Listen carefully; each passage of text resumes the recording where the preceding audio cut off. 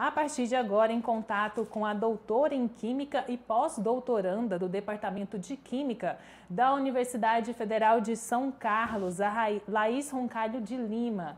Laís, boa tarde, seja bem-vinda aqui ao Tom Maior.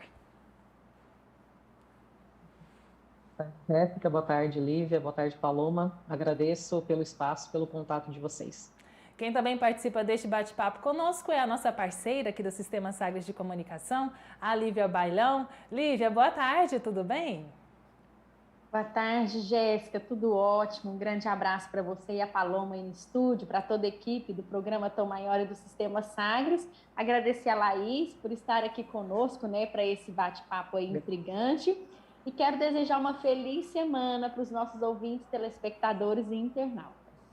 Tá certo, Lívia. Vamos começar aqui o nosso bate-papo, Laís. Queria que você contasse pra gente, para quem está acompanhando o Tom Maior agora, como que foi realizada essa pesquisa, né? Que tipo de impacto, então, a pandemia causou para os catadores de materiais recicláveis aqui no Brasil?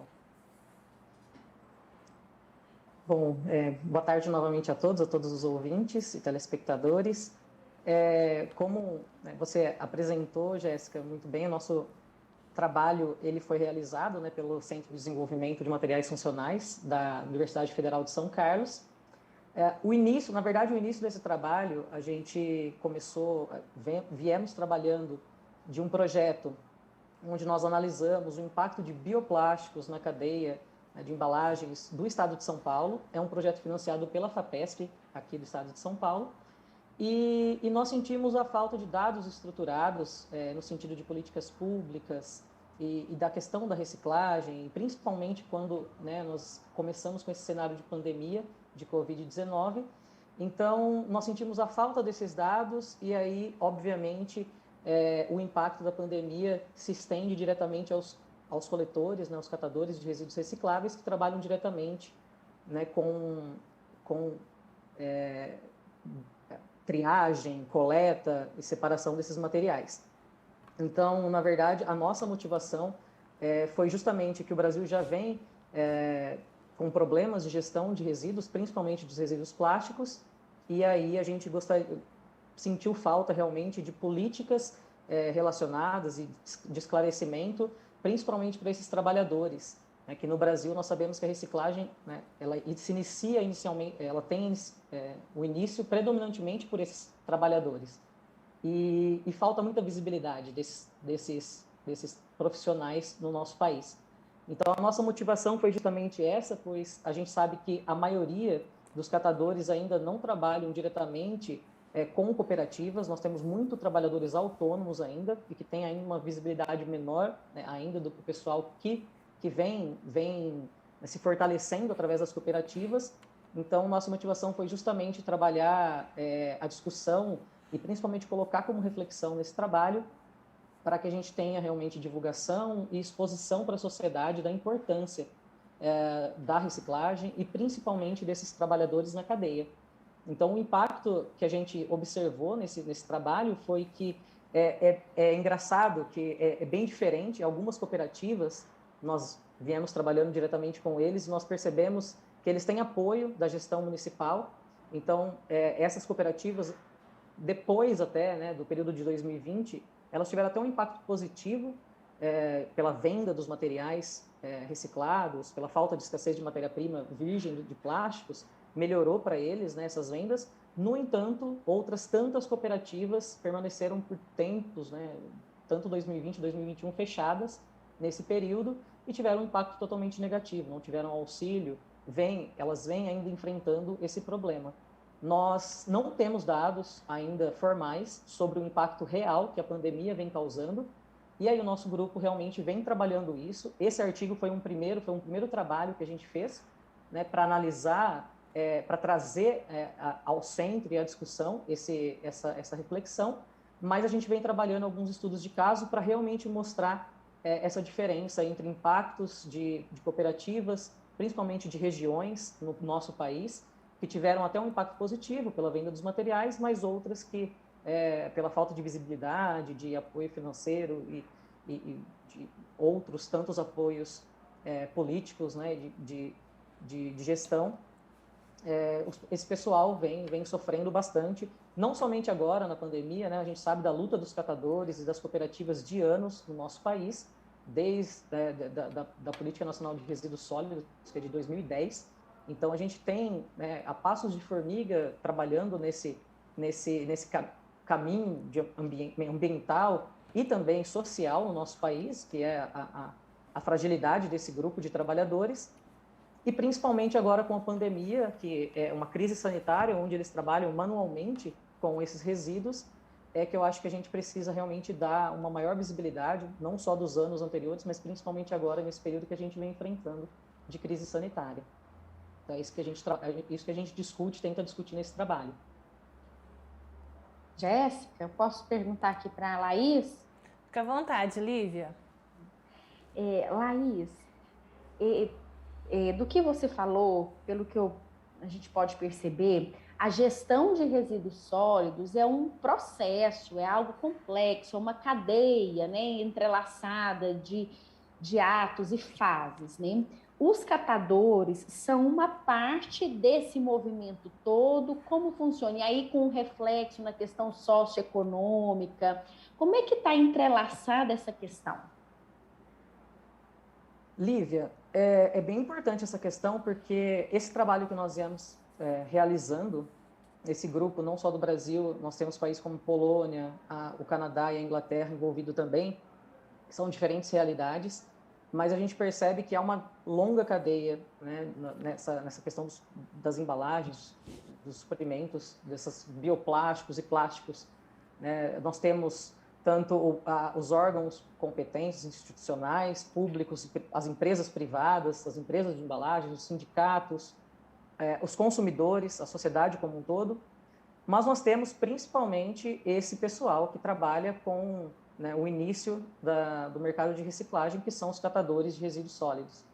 E nós percebemos justamente essa falha nos nossos eventos, nós realizamos alguns workshops, o nosso projeto, ele realmente tenta inserir e ouvir esses catadores, esses profissionais.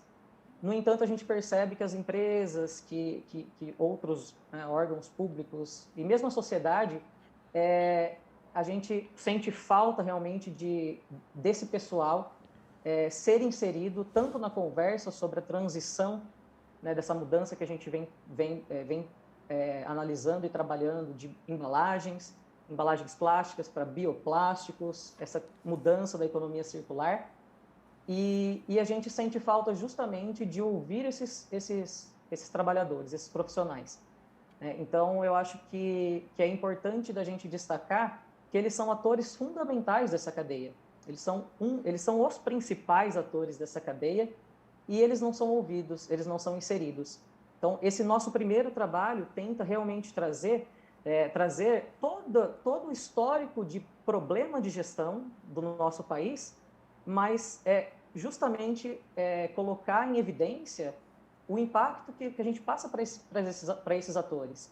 Não somente ambiental, a gente vive uma crise sanitária hoje no mundo todo, mas principalmente olhando para o Brasil, não somente pensar no impacto ambiental, que o aumento dessas embalagens, os resíduos plásticos vem aumentando, mas uma questão social também. Esse pessoal, eles trabalham diretamente com a venda, né? Eles têm a renda deles, a maioria das cooperativas e dos autônomos principalmente, é devido à renda, da venda desses materiais recicláveis. Então, a gente sabe que uma crise ambiental e que já vem do mundo todo, no nosso país, que é um país em desenvolvimento, é um trabalho totalmente ainda informal, nós temos ainda um problema não somente ambiental, mas que vem, né, juntamente ali com um problema social para essa área, né, para esses atores. Então, como você disse, é muito, muito complexo, é uma cadeia muito longa, mas a gente percebe, a gente vê que está todo mundo envolvido e o pessoal ainda, né, das cooperativas, os catadores, eles ainda lutam por visibilidade, por inclusão social, mas eu acredito que nesse sentido, principalmente para que a gente avance na questão ambiental também no nosso país, a gente precisa colocá-los a par de toda a discussão e olhar também para eles, não somente para esse impacto durante e pós a pandemia, mas principalmente de toda a luta que eles já vêm realizando de anos no nosso país. Laís, com a pandemia, né, da Covid-19, o aumento do consumo de plástico foi iminente, né, devido aos materiais para proteção. O plástico, né, ele acaba sendo muito necessário. Eu queria saber como isso influenciou na vida dos catadores. Esse aumento é negativo para eles? É positivo? Como isso funciona? Paloma, é justamente esse impacto que a gente tenta agora analisar com o estudo de caso, é o nosso próximo trabalho a ser publicado. Estamos vindo estudando realmente isso, que como, né, anteriormente eu citei, algumas cooperativas têm apoio da gestão municipal, elas recebem pela coleta, outras cooperativas trabalham uma estruturação diferente, são totalmente independentes. Então, um dos estudos de caso que nós estamos em contato com 3 cooperativas, 2 delas, e do interior do estado de São Paulo, elas têm um impacto, digamos que positivo, porque, como eu disse, todos nós sabemos dessa questão de falta de matéria-prima mundial, então o material reciclado ele teve uma certa valorização, e mesmo com cooperados afastados e com um certo impacto, né, de falta de mão de obra em algumas cooperativas, mesmo assim eles tiveram impactos positivos, porque eles melhoraram a venda agora em 2021, né, início de 2022, eles voltando a trabalhar, voltando às atividades, eles estão com um certo impacto positivo. No entanto, outras cooperativas ficaram mais de 10 meses paradas, com as atividades paradas. Então, somente nesse período que eles não tiveram renda, um acúmulo, né, tanto social nesse sentido e também ambiental, porque, né, a cooperativa parada deixa de reciclar esse material, deixa de reciclar principalmente os plásticos, que é o nosso foco, né, o foco do nosso trabalho. Então, a gente percebe que são impactos completamente diferentes. Da mesma forma que algumas cooperativas voltaram às atividades, né, e depois de um certo período parados, eles conseguiram recuperar, outras cooperativas ainda estão na luta para a recuperação de meses, né, do trabalho que eles ficaram sem a renda e sem nenhum tipo de auxílio. Então, esse trabalho a gente não traz ainda, inclusive a gente mostra, foi a nossa motivação, quando a gente procura na literatura, quando a gente procura sobre as leis, é muito difícil de encontrar, não há dados estruturados, a gente teve muita dificuldade, então a nossa motivação foi justamente essa, montar um trabalho que a gente gostaria de ter encontrado, com certas informações, desde o histórico de gestão de resíduos, e até mesmo, né, principalmente nessa atual crise que a gente vem vivendo, dar o destaque, dar o foco para esses trabalhadores. Então, não temos dados de qual real impacto ainda no Brasil todo. Nós temos uma diferença gritante entre regiões sudeste e sul das cooperativas, regiões norte, nordeste e centro-oeste do país. Então, nós sabemos que o impacto mais negativo que tivemos até então, no ano de 2020, foi da região nordeste. De 100% dos municípios que possuem coleta seletiva, apenas 1,5% continuou com atividades em alguns meses do ano de 2020. Então, a gente sabe que, né, a região Nordeste teve um impacto muito, muito, muito negativo nesse período, nesse ano de 2020. No entanto, a gente vem realmente agora analisando a volta das atividades, né, já com mais informações sobre a questão de contaminação cruzada e tudo mais, sobre a questão do vírus. E algumas cooperativas realmente vêm trabalhando, vêm vendendo material com um valor agregado melhor. Então, a gente sabe que eles estão recuperando, né, essa crise que eles tiveram no ano de 2020.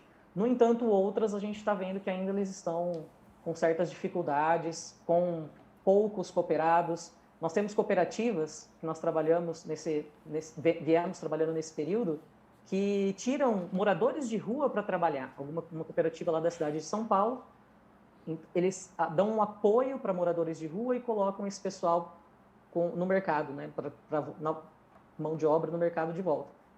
Então, o que acontece? 10 meses parado, esse pessoal voltou para a rua, saiu.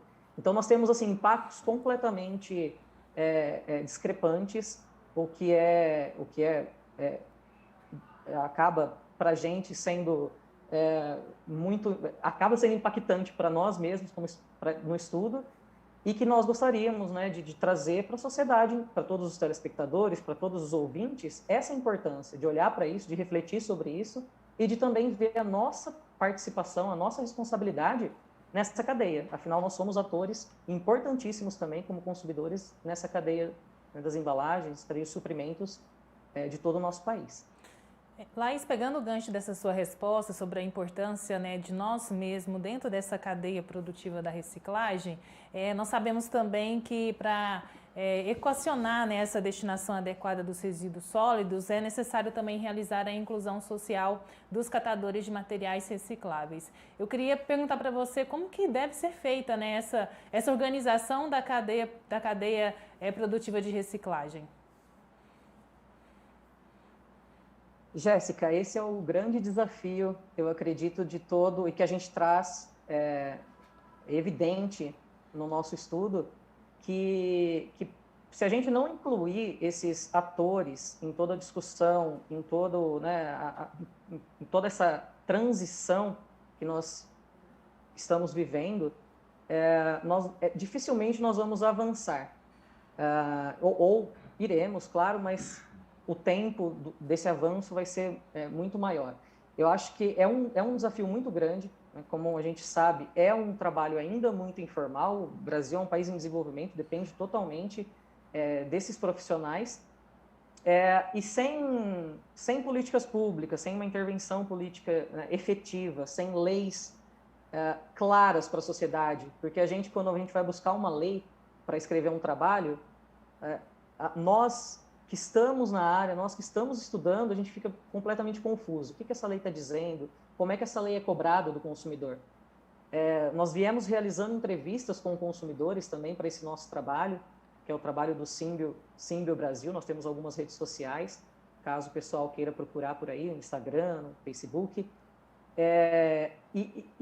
Esse pessoal, quando a gente vai conversar sobre bioplástico, biopolímeros, o pessoal nunca ouviu falar, não sabe que já tem no mercado, não sabe que a gente já compra essas embalagens, a gente já está utilizando essas embalagens. Não só os consumidores, como as cooperativas já estão reciclando esse tipo de material, esse bioplástico, mas ainda nem sabe que ele está chegando lá para eles. Ele chega como o mesmo plástico convencional, eles separam e não sabem a diferença, né, que é para nós, mundial, né, como sociedade. E é uma transição que a gente está passando. A economia circular ela é importante, precisa existir, mas sem uma clareza para esses consumidores, sem a gente conversar, né, diretamente com esse pessoal, dificilmente a gente vai conseguir avançar nesse desafio.